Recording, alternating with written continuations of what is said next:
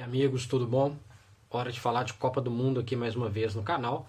Agora vai começar as oitavas de final. E aí o bicho pega, jogo eliminatório, empate, prorrogação, permanece no empate, pênaltis.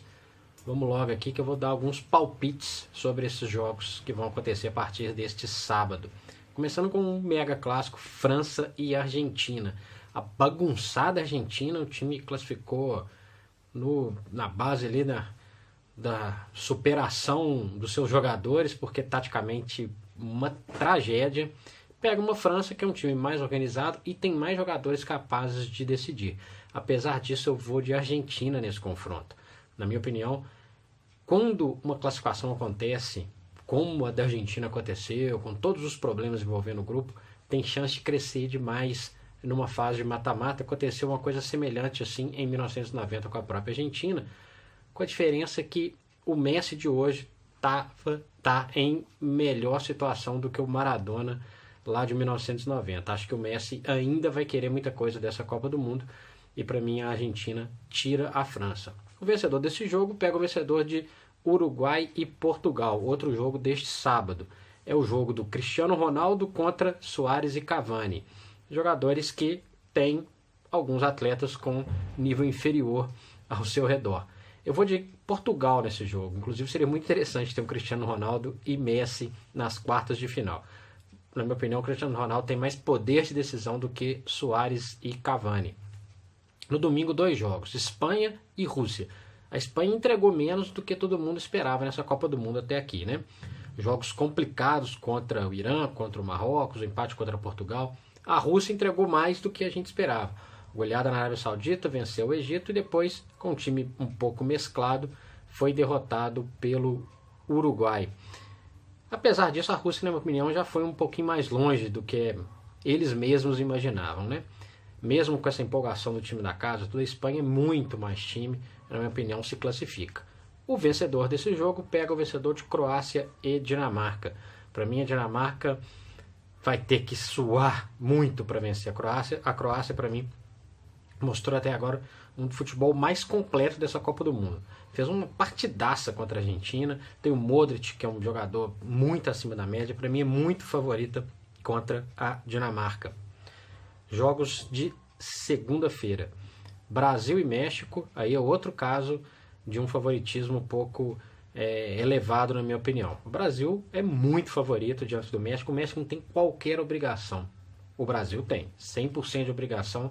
Nessa partida é do Brasil. Pode ser surpreendido pelo México? Pode. Mas, na minha opinião, é um fato muito difícil de acontecer. Eu vou de Brasil nesse jogo, mesmo ainda o Brasil longe de um futebol que transmita segurança nessa Copa do Mundo. O vencedor desse jogo pega o vencedor de Bélgica e Japão. Bélgica é um dos times que me encantou em alguns momentos dessa Copa do Mundo, só que eu vou levar em conta que enfrentou o Panamá e a Tunísia, por isso eu coloquei a Croácia num patamar um pouquinho superior por enquanto nessa Copa do Mundo. A Bélgica é muito favorita, na minha opinião, elimina o Japão e eu acredito que pode fazer um grande confronto contra o Brasil com chance de eliminar o Brasil. É a grande chance de vários bons jogadores dessa seleção belga.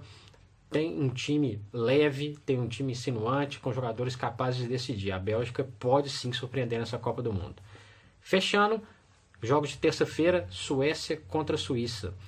A Suécia, que tomou aquele gol do Kroos aos 50 minutos do segundo tempo, parecia que poderia se entregar, né? Mas não, fez uma baita partida diante do México. E eu, na minha opinião, tenho um pouco mais de qualidade do que a Suíça. Apesar da Suíça ter jogadores experientes, tem o Xhaka, tem o Shaqiri, jogadores que também podem aparecer nesses momentos decisivos. É um jogo muito equilibrado, mas para mim a Suécia mostrou um pouquinho mais de consistência tática e pode vencer esse jogo. Vou de Suécia nessa partida. Fechando, um jogo extremamente equilibrado, Colômbia e Inglaterra. A Inglaterra fez 2 partidas boas diante de 2 adversários fracos, Tunísia e Panamá. Não deu para medir o futebol da Inglaterra diante da Bélgica, entrou com o time reserva e, na verdade, o segundo lugar no seu grupo não foi assim uma tragédia se for pensar nas fases seguintes. A Colômbia é um adversário difícil, mais difícil do que o Japão, que a Bélgica vai pegar. Mas, em projeção, é um caminho mais fácil, teoricamente mais fácil.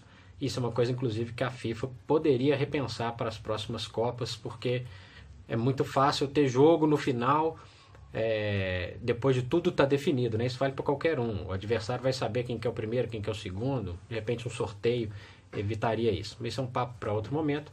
O adversário da Inglaterra é a Colômbia, que tem bons jogadores, tem jogadores com capacidade de decisão. Tá aí o James Rodrigues, que não está 100% fisicamente, mas quando joga faz muita diferença.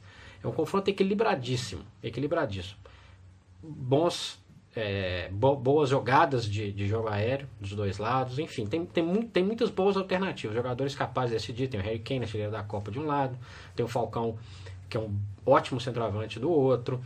Enfim, muita gente boa nesse Colômbia e Inglaterra. Eu vou de Inglaterra, mas vai ser uma classificação no sufoco. Vamos ver o que vai dar então nesses 8 jogos que começam a partir de sábado, né? Todo mundo já está aí com um dia de abstinência, sem Copa do Mundo, todo mundo doido para chegar essa fase de mata-mata. A partir desse sábado a Copa do Mundo começa para valer, como todo mundo gosta de dizer. É isso aí, vamos ver o que vai dar esses palpites aí. Aquele abraço.